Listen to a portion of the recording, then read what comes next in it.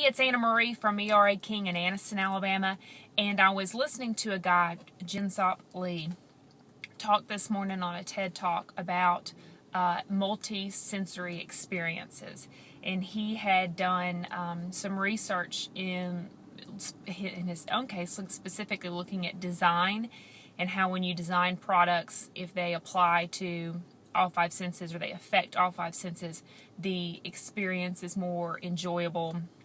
You tend to remember it, you rate it higher, and because it has all these positive effects, you want to do it again. Well, I got to thinking about how, when it comes to marketing a house or when it comes to selling your house from a seller's standpoint, how can we make sure that all five senses are rate high on a scale of being a pleasurable experience, and that all five of them are being touched, which makes it a more pleasurable experience, makes it enjoyable, and will hopefully get you a faster sale or an offer quicker than if you're not even thinking about these things. So, you've got sight.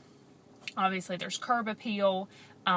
We've talked about this in some other blogs, but making sure you put up all your personal belongings, that you've decluttered, and so that's kind of an easier one, the aesthetically pleasingness of your house. Then you've got smell. We talked about this in some of the other blogs, being mindful of what your home smells like when you walk in the door. And I don't mean it has to smell like fresh baked cookies all the time, but is it is it nice? Is it comforting? Is it something that you would want to walk into with it being, it's obviously your house, but if you were buying a house, is it something that you would find comforting to make you want to come back and be able to picture yourself living there?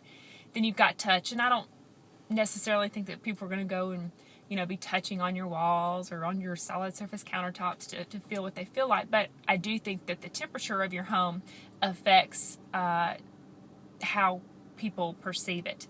And, if it's too cold, they don't want to stay. If it's too hot, they don't want to stay. So making sure your home is a comfortable temperature when potential buyers are coming in and looking. And then you've got sound, and this one is probably the most often neglected, and I don't necessarily think that you have to have, the radio playing at all times. Sometimes that's impossible, especially if someone wants to come see your house while you're at work. But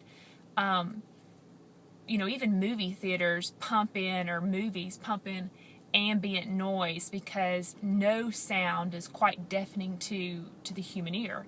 So if it's if you can keep a radio running at all times, and it doesn't have to be necessarily set to, classical tunes to set the mood, just to have some form of noise playing makes it a little bit more comfortable. Or if you have a clock and it ticks, that would be perfectly acceptable. Just, being mindful of the sounds that are heard while people are looking at your house.